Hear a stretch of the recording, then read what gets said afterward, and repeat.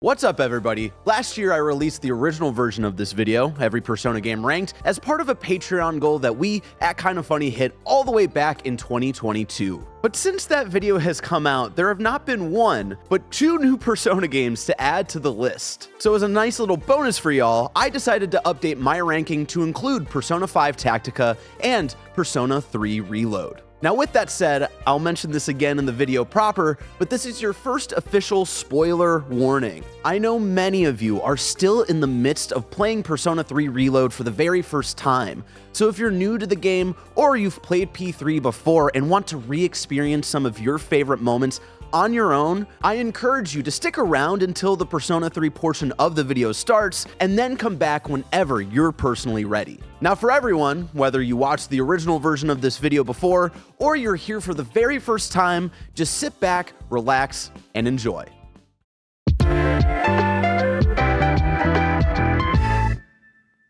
I'm sure most of us can point to pivotal moments in our lives where a piece of art in any form of media changed the trajectory of our lives. Whether it's finding a new passion, evolving personal taste, or even learning more about yourself and how you view the world. One of these moments for me was when I happened to play Persona 5 for the very first time, which rekindled my love for RPGs. Despite adoring games like Chrono Trigger, Final Fantasy VII, and Final Fantasy X when I was a little kid, I phased out of the genre for a majority of my life. But after spending just 10 hours with Persona 5 during that first playthrough, I knew I was being brought back into a genre that helped me get into video games in the first place. And very slowly but surely, it's gotten me into the Persona franchise as a whole. And over the course of the last 6.5 years, I've made my way through the entire series one game at a time. And after this very long journey,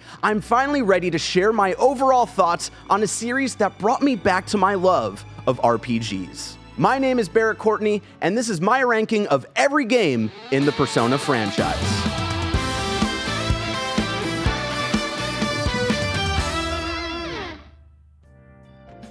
Now, before we get into the list, there are a few things I want to address. First, you may know me from my in-review videos for the Legend of Zelda and Assassin's Creed series, where I dove deep into each game while reviewing them and built my ranked list as I went. To be upfront, I don't consider this to be an in-review, and the reason for that can be summed up with just one word: time. For an in-review, I would need to replay each game back to back, write my reviews, and build my list as I go.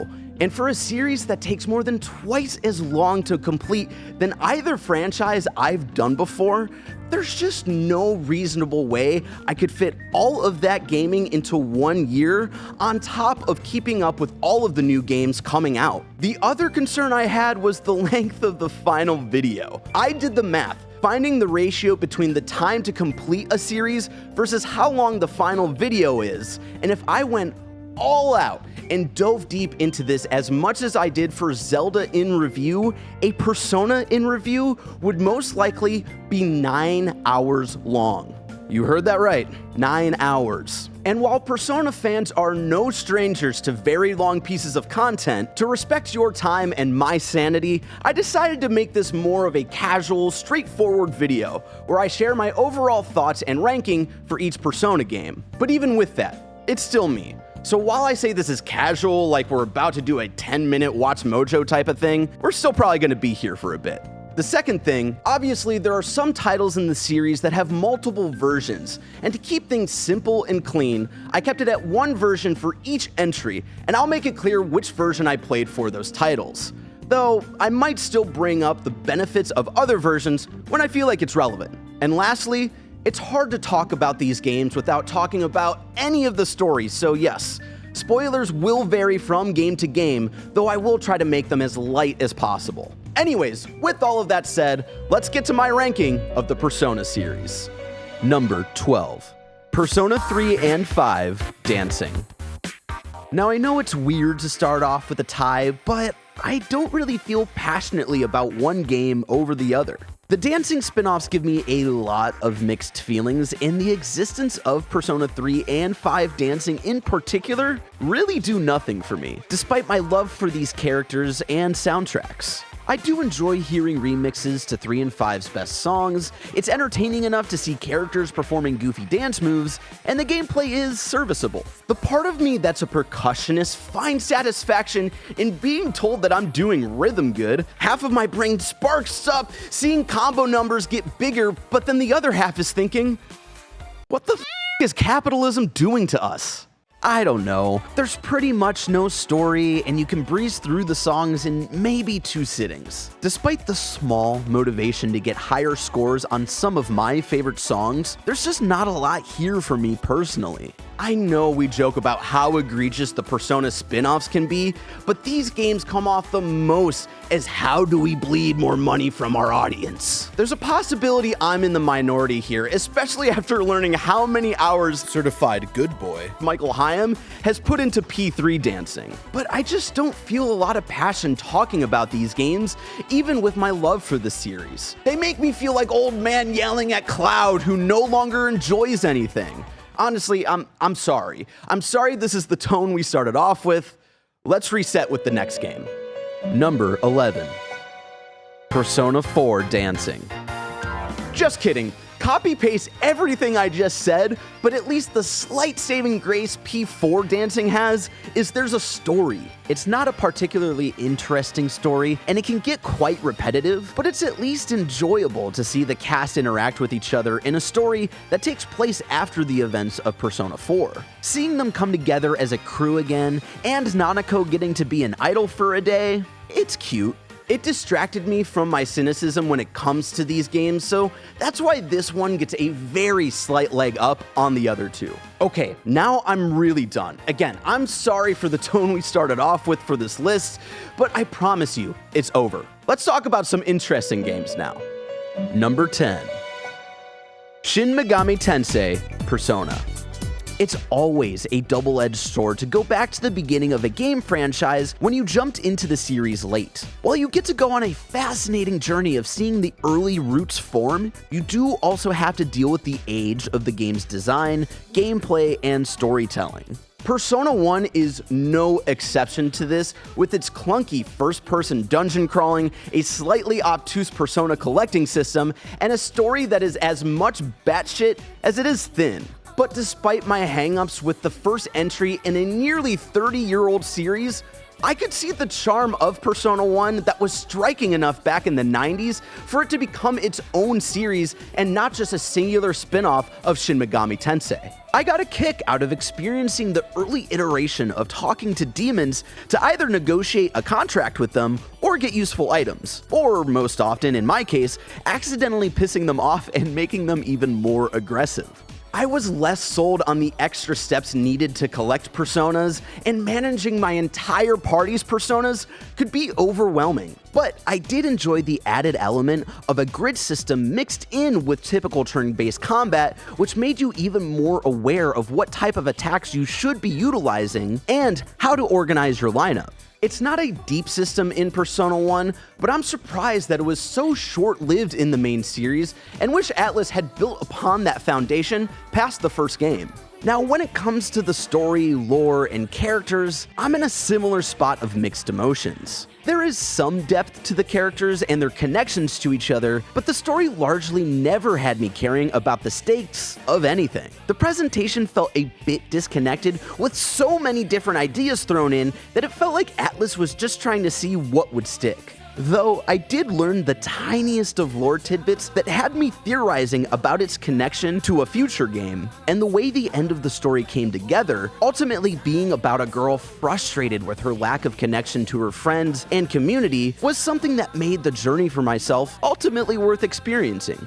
My biggest takeaway from Persona 1 is that I was pleasantly surprised with how many staples of the series were solidified so early on. Granted, I played the PSP version with some visual and audio updates, but I enjoyed the pump and jams, the unique combat system, and even the thin but entertaining enough character archetypes, story, and unique setting for a 90s RPG. The main thing missing for me was a connective tissue to make all of these elements come together as one cohesive and satisfying game. The pieces are all there, but Atlus didn't quite crack the code on how to put them all together, which, for the first attempt, is honestly impressive enough.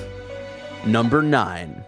Persona Q and Q2. Okay, I know you have PTSD from the last time, but it's not going to be nearly as bad. Also, I promise that this is the only other tie. Similarly to the last one, I didn't feel strongly about one game over the other. The Q games are both very cute, heartfelt, and have solid enough dungeon crawling gameplay if you're looking for more out of the series. The gameplay is pretty straightforward with some key differences, including adding in rows to combat to add some strategy with party placement, and of course, the big one, dungeon crawling in first person while drawing the map of each area on the bottom screen of your 3DS to keep track of chests, foes, shortcuts, etc. And real quick, I know the design of these games is more based around Etrian Odyssey, but it was interesting to play Persona 1 after I played these games and seeing the direct lineage between the two. At least the Q games control a bit better. Playing these games felt a bit like binging on some snack food. They're fun and familiar enough, albeit a bit overwhelming, long in the tooth,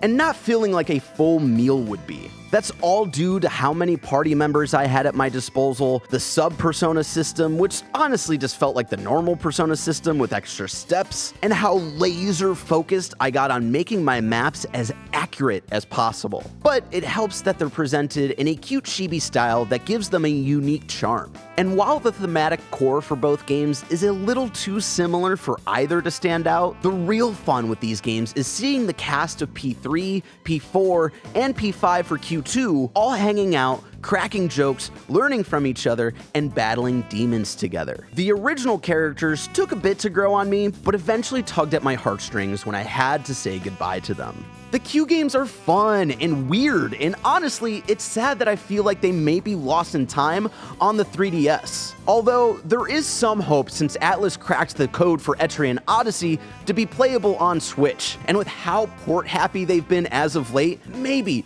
the Q games will get another chance to shine in the future. Maybe get an English dub for Q2 if y'all ever do that though. Number 8. Persona 5 Strikers. Persona spin-off games over the years have come in all shapes and sizes, and Strikers definitely presents as the biggest one yet, feeling like a straight-up sequel to Persona 5 rather than just a one-off side adventure. That's proven majorly by the Phantom Thieves, who all grew a lot over the course of Persona 5 and get to show off how much they took their journeys to heart. Strikers really cements how much this group has grown as individuals and together, with moments like Haru and Yusuke imparting their knowledge onto others, and the team as a whole having to come together once again to fight against those who would seek absolute control over humanity. While the larger story at play unfortunately rehashes some ideas from Persona 5, it was hard not to fall in love with the new characters who are the driving force behind the main story. Zenkichi and Sophie are welcome additions to the P5 cast, and their personal struggles with themselves and loved ones are really the core of what makes Strikers special, especially since they both possibly have the most hype Persona awakenings in the entire series. I am thou art I. If you yet seek true justice, we will see it done.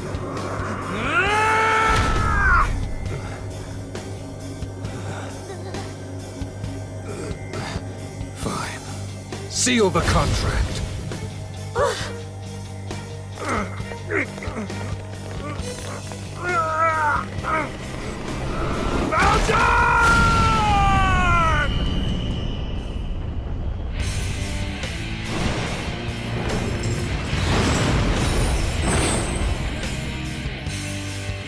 And while the major dungeons are all a bit simplistic in design, Strikers does have one of my favorite dungeons visually in the series. And the soundtrack as a whole is such a fun backing to match the level of the high energy battles. The major thing that didn't appeal to me though was the combat.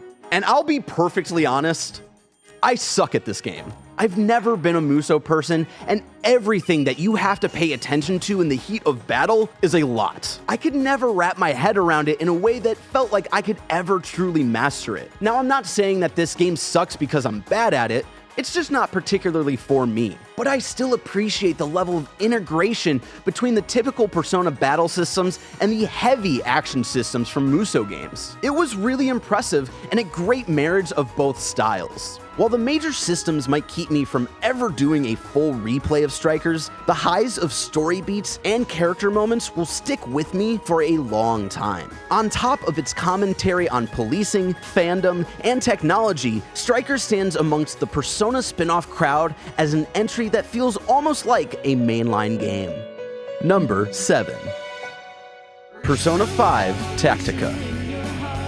Look, I'm a simple person. You give me a grid, simple yet addicting tactics mechanics, and a satisfying attack like Tactica's triple threat, I'm gonna have a goddamn blast. On paper, I think Persona 5 Tactica is a spin-off that could easily fall to the wayside for most people. It's the 4th spin-off that includes the Persona 5 cast, the art style doesn't stand out in a major way, and it's tackling a genre of video game that isn't as stylish or kinetic as something like Persona 5 Strikers was with the Muso genre. But I believe Persona 5 Tactica is greater than the sum of its parts. While the story takes a bit to get going, the journey the original characters Toshiro and Arena go on to awaken to their true fighting spirits eventually got me teary-eyed. Both the art style and overall progression design makes this game feel like a spiritual successor to the Q games. And the gameplay is so fun and satisfying to the point that I have an endgame save tucked away for whenever I'm in the mood to replay a few missions to improve my mission scores. The loop of knocking down enemies, abusing just how big I could make my triple threat area of attack, and unleashing hell was so rewarding that I constantly think about playing Tactica whenever I'm not playing it.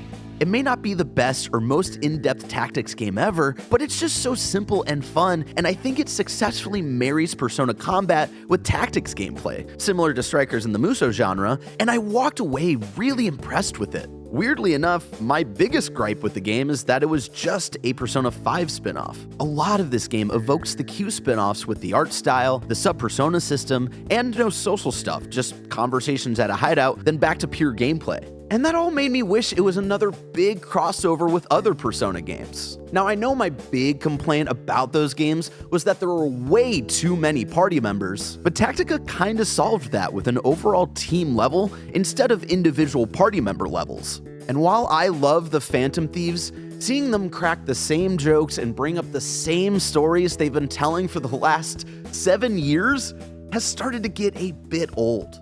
That being said, Tactica is a great time. It can be super goofy, emotional, and if it's been a while since you've hung out with the Phantom Thieves, it might just be the perfect comfort food for you without having to dedicate another 120 hours replaying Persona 5 Royal. Honestly, I think Tactica is worth the playthrough because you get a taste of the Q vibes, it doesn't overstay its welcome, and it has one of the most satisfying combat systems in the series. Number 6. Persona 2 Eternal Punishment. The original Persona games have an interesting history, especially when it comes to being ported to the West. While Persona 2 Innocent Sin on the PS1 never got a proper release in America, it eventually came to the States with its PSP remaster, and Eternal Punishment had the opposite story. While Eternal Punishment's PSP remaster never made it to the West, the original PS1 version did get released in America, so this is all to say Persona 2 Eternal Punishment was the purest OG Persona experience I had since I had no access to a PSP remaster and had to play the original PS1 version, which came with all of its quirks from the year 2000. Cumbersome menus and UI, what felt like a tougher balancing of difficulty, no updated music, and localization that made me very confused at times. Although Eternal Punishment in many ways feels like the most aged entry in the series, there's still a lot I really enjoyed. It's the only game in the mainline series that is considered a direct sequel,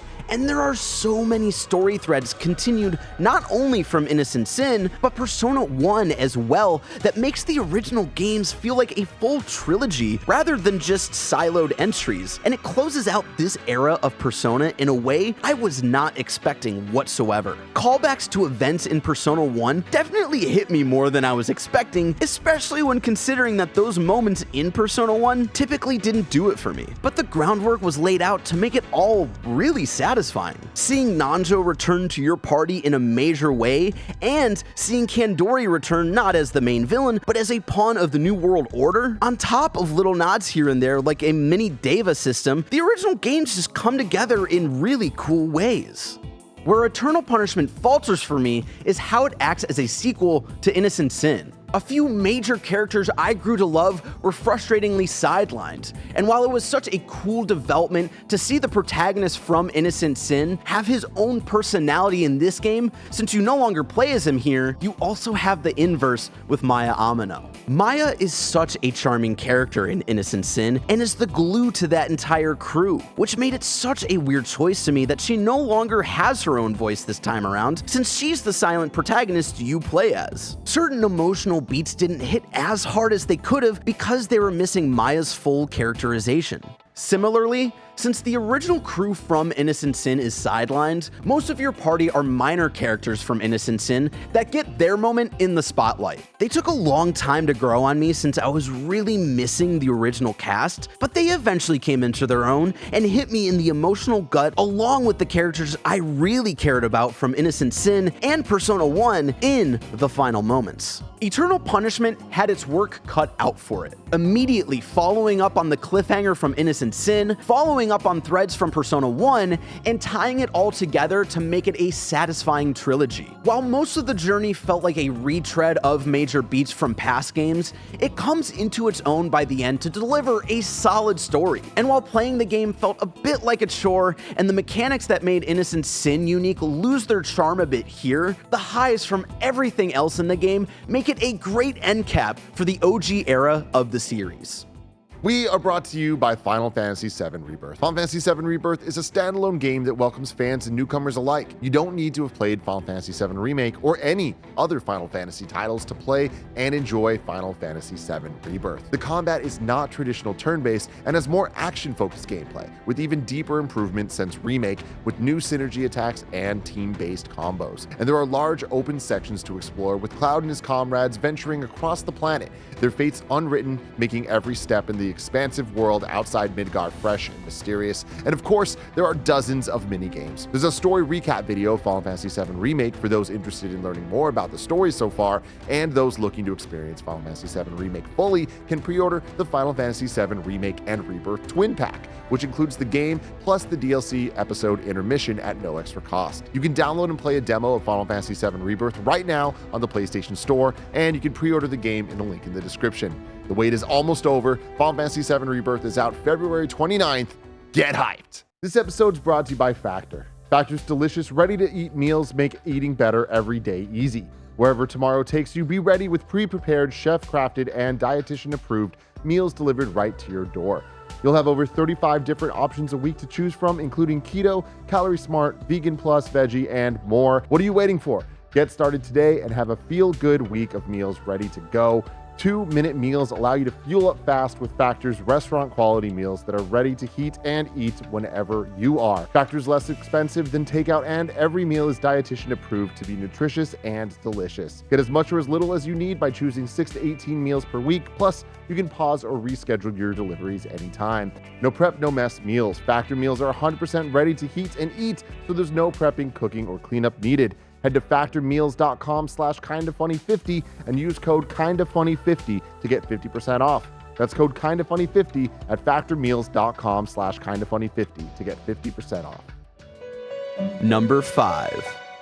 Persona 4 Arena Ultimax. Arena Ultimax is definitely the biggest surprise I had while playing through the series. A fighting game spin-off with a crossover from two major Persona games? I thought at worst I would be getting into something on the level of the dancing games, and at best, maybe something as fun as the Q games. And what I got is what I think is arguably the best spin-off in the series. Both stories in Arena Ultimax feel like true sequels to both P3 and 4, especially since this isn't some weird side universe frozen in time that the main characters won't even remember when they leave it. Seeing the P3 cast all older and finding out where they're at in life while teaming up with the P4 crew was a treat. It was the first substantial crossover I experienced in the series that made the Persona universe feel so much bigger outside of the main game's individual adventures. But who steals the show when it comes to the story is the new character, Labris, who on the surface just seems like a goofy version of Aigis with a weird Jersey accent, but once you learn what she went through as an anti-shadow weapon, the story flourishes with its pensive themes on what it means to be alive and what life means without relationships. I did not expect to be crying my eyes out at 1 a.m. over Labris discovering what it means to be human and her connections to the very first friend she made and a dog you never actually see. Maybe I'm a mess, I don't know, but something about her story really got to me. What holds the story back, however, is just how much of a visual novel it is. While the core of the story is really good and had me hooked even when I had to replay certain beats over as different characters, the presentation of it is unfortunately a major barrier to get over.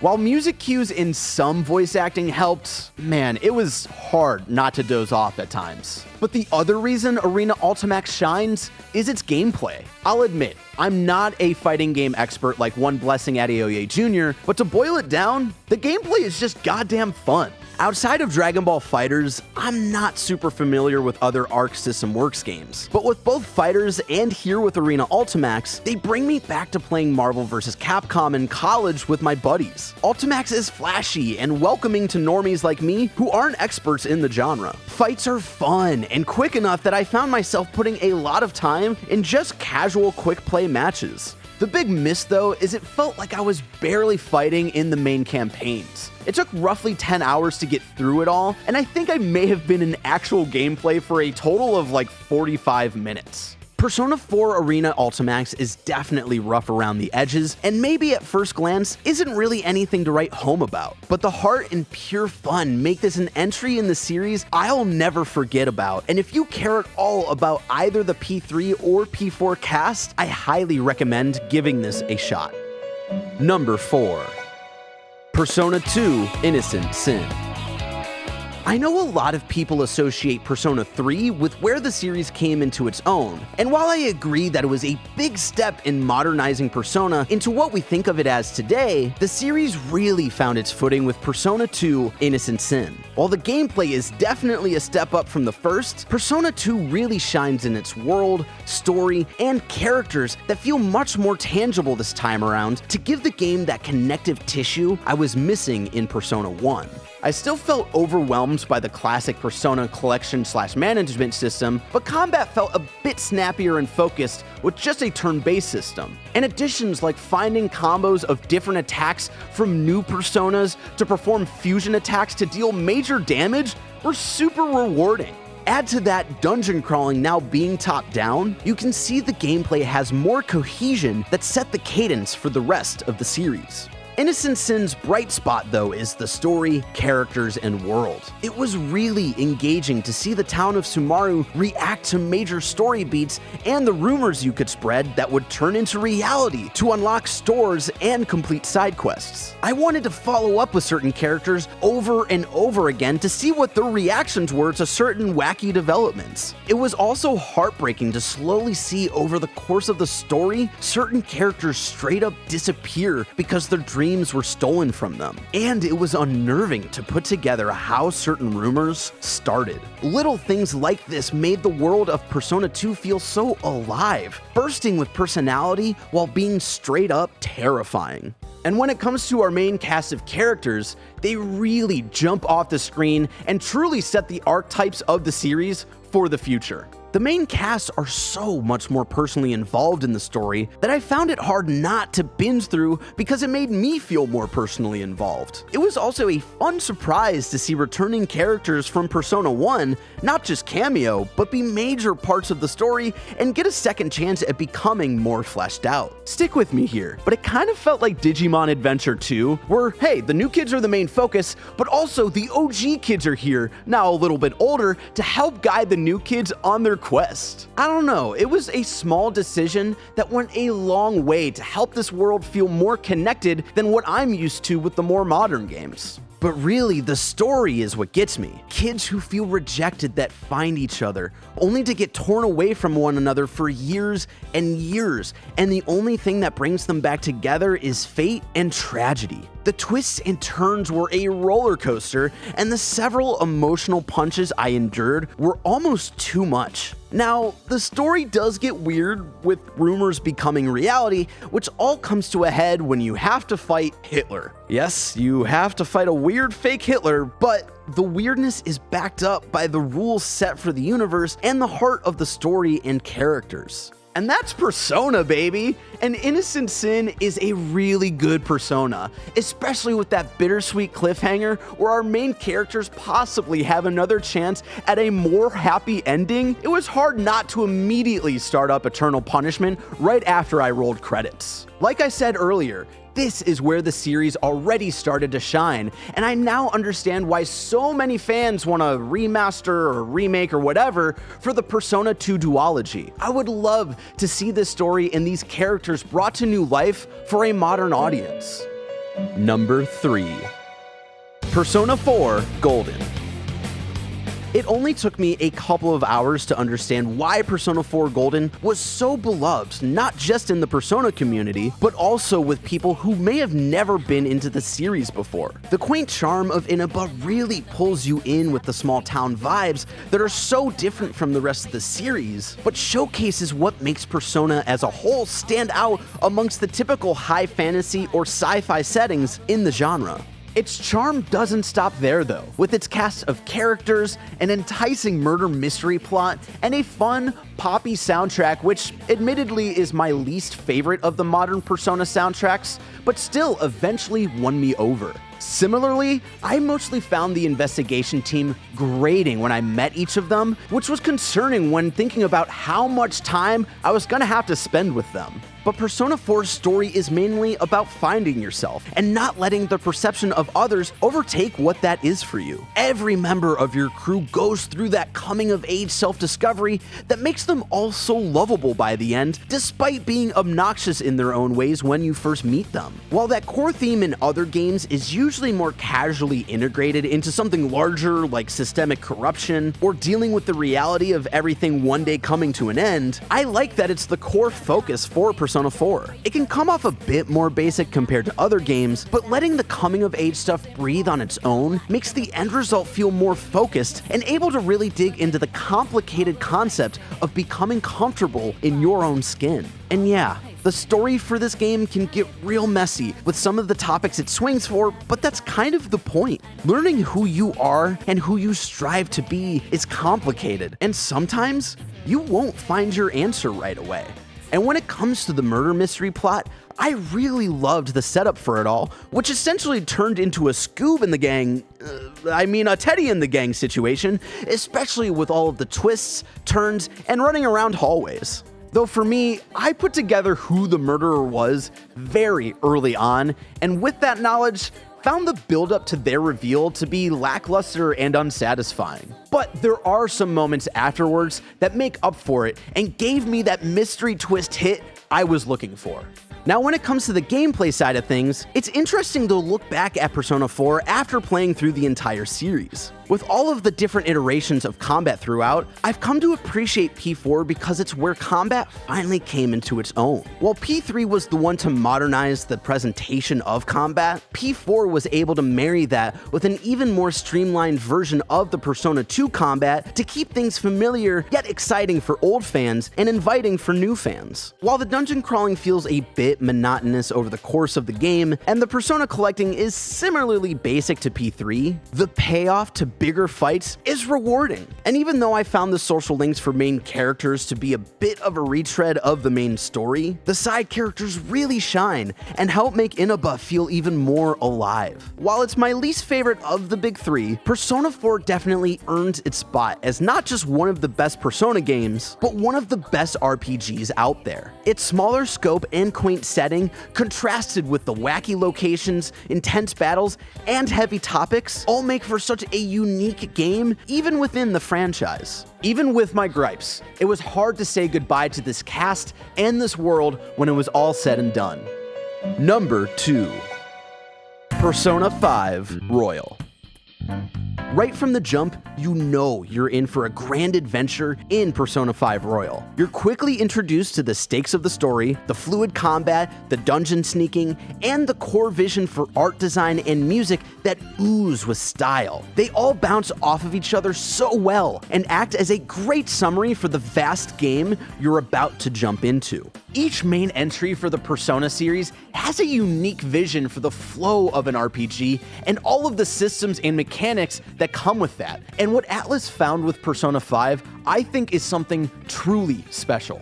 The simple change to making combat menus tied to face buttons helps make the combat the most active turn-based system in an RPG without taking away that system's appeal. Not to mention the huge step up in other mechanics and overall presentation that all make Persona 5's combat the most energetic in the series and disproves the notion that turn-based combat is a thing of the past. And when it comes to everything surrounding the combat, dungeons being fully designed and not just the same looking hallways over and over helps drive home the theme for each major area and engages you to fully explore every inch of whatever castle, museum, or casino you're sneaking through. Dungeon crawling also takes a step up with the more sneak-based traversal that fits into the Phantom Thieves aesthetic while also making you feel more in control of the landscape you're in. I also really enjoy the inclusion of Mementos, P5's spin on Tartarus, that does have a similar level of monotony, but is slightly more engaging to get through.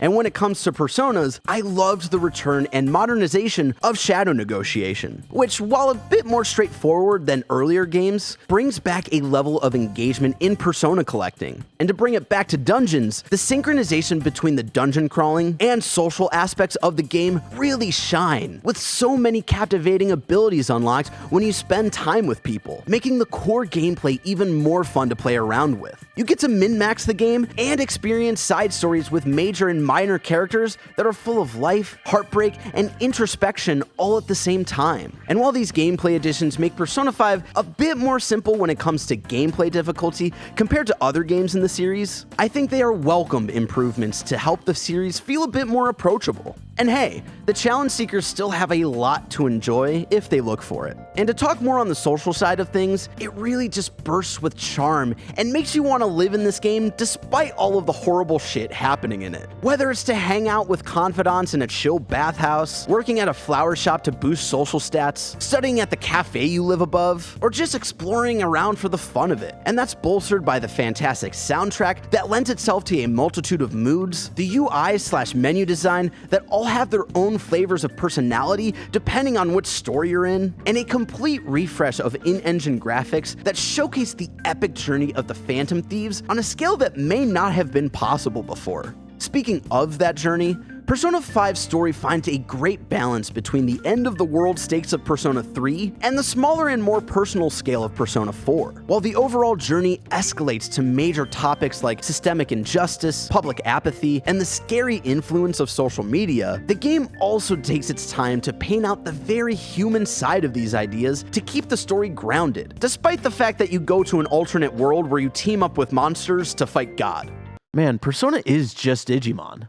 Anyways, the heavy topics of abuse, depression, and the desire to be free from the prison of societal pressure all root Persona 5's story in very relatable ways, and do a lot of work to help build to bigger-than-life moments that aren't just flash and hype, but emotionally impactful, and give each main character a moment to shine, and makes each big villain's defeat all the more satisfying. And while I do think there could have been a few places where the game could have shaved off a good 10 to 20 hours, most of it does justify the ridiculous size of this game. Now, talking about the characters and their personal journeys, while the cast and overall plot feel a bit formulaic to the series and even of itself at times, especially with this being the third iteration in the modern Persona era, the luster isn't lost due to the aforementioned themes, the Ocean's 11 heist vibe, an enticing betrayal mystery, and the fantastic performances throughout.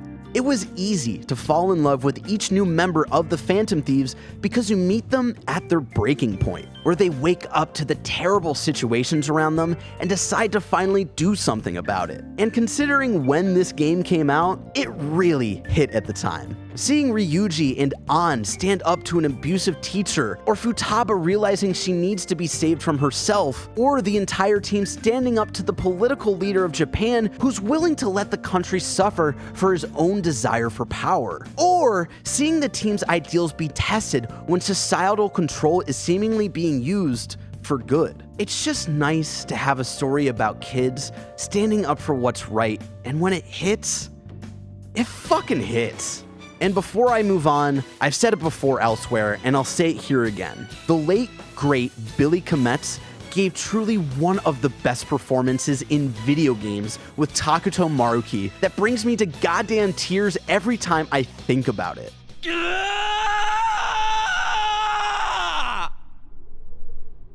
We can have our debates about which game in the series is the best, or which Persona is the coolest or whatever, but Maruki is the best character in the franchise, and I won't hear a word otherwise. Like every Persona game, Persona 5 Royal can have its ups and downs, but the heart of it truly sings for a majority of the game. Royal really does feel what the series has been working towards since the beginning, with storytelling, world building, combat, music, and scale. The team fired on all cylinders, which makes it really hard to think of where the series could go next to top it all. How do you follow up one of the greatest RPGs of all time? Honestly, it's a question that drives the Persona team to continually follow up with something we couldn't even imagine. So I welcome the day for whenever Persona 6 comes. Number 1. Persona 3 Reload. There are a handful of games I find hard to talk about when it comes to how much they mean to me, and one of the hardest games to discuss is Persona 3. The topics of P3 are core things that we as a collective people struggle with. What life means to us and what death does to that meaning. The journey of feeling death constantly looming and either being afraid of its approach or being too willing to move on from life without making anything of it. To then finding the answer of not letting death fully dictate how you experience and appreciate life. So in death, you leave feeling fulfilled by what you were able to do with life. Death comes for us all eventually, and the only thing to overcome the fear of it is how we choose to live. Persona 3's dissection of life and death is beautiful, heartbreaking, and everything in between. Life is hard and complicated, a truth showcased so well in Persona 3 with the array of relationships that are anything but simple. Whether it's the tense history and heartbreaking resolution between Ken and Shinjiro, the complicated love that blooms between Junpei and Chidori, or the bittersweet journey of Aigis finding what it means for her to be alive in your final moments of the game. Persona 3's story is my favorite in the series, and its cast of characters definitely rivaled the first group of characters I fell in love with in the Persona franchise. It's tough to talk about because it highlights what is so difficult and beautiful about life. It's heavy, and there's no good way to really move on from the story to everything else the game offers. So let's just take a breath.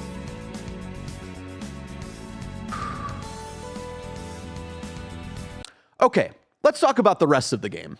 Persona 3 is a major revamp for the franchise, while at the same time not losing the foundation that the first few games built. This was the first game in the series to add the full school year calendar system to give a clear sense of story pace, 3D graphics and stylistic UI that paved the visuals for the series moving forward, social links that flesh out characters and add even more depth to the world, and a unique soundtrack that mixed pop, hip-hop, and existential dread to help drive the sounds not only for this game, but future games as well. And the updates that Reload gives for Persona 3 brings the entire journey to a new height while not getting in the way of what made Persona 3 so special in the first place. There are the obvious updates like the flow of combat, reflecting more of the updates that Persona 5 introduced into the series, which makes some of the monotonous parts of Tartarus, your main dungeon in the game, a bit less tedious since the combat itself is now so smooth, quick, and addicting. But that's not to say no changes came to Tartarus. The most significant ones really help find a balance between the hardcore grind of the original and a slightly more approachable grind that won't have newcomers wasting hours upon hours if they want to have the entirety of Seas leveled properly. And there's just enough remixed to have the roughly 250 floors go by in a breeze. The other big additions for me personally are the updated soundtrack, which has surprisingly become my preferred version of the already fantastic score, and the new hangouts you can partake in with some of the main cast that didn't have social links in the original versions. They're small in scope and are few and far between, but they do so much to flesh out these already fantastic characters even more and feed into the main story in fresh and devastating ways that makes the twisting of the knife for certain moments that much harder. And they're backed up by the performances from an almost entirely new cast that did such a fantastic job bringing these characters to the modern era. Doesn't matter how strong I was. Look what happened!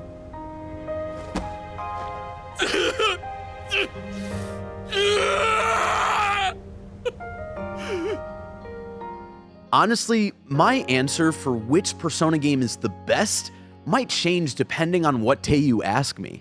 Persona 5 was my first game in the series and will always hold such a special place in my heart. And while it's hard to call Persona 3 Reload the complete, definitive version of Persona 3 without the inclusion of Fez's The Answer or Portable's FemC, it is by far the best way to play Persona 3. And with everything I just talked about, on top of the updated graphics, art style, presentation, and quality of life improvements, Reload did such a fantastic job at making sure Persona 3 will forever be looked back on as one of the all-time greats. And that is my ranking for the entire Persona series. As a reminder, these are just my thoughts on the games. So let me know in the comments below whether you agree or disagree, and definitely leave your personal ranking because I am fascinated to see if my list is a run-of-the-mill type of list or hot take after hot take. I truly don't know. Although I got into the series years ago, I still feel so new to it, and I'm so glad that I finally took the dive because it really is something special. And I think it's safe to say that it has become one of my favorite game series of all time. And that's where I'll leave y'all today. If you want more of me ranking video game series that I love, you can of course check out Assassin's Creed in Review or Zelda in Review Parts 1 and 2. But until next time, I've been Barrett Courtney, and it's been my pleasure to serve you.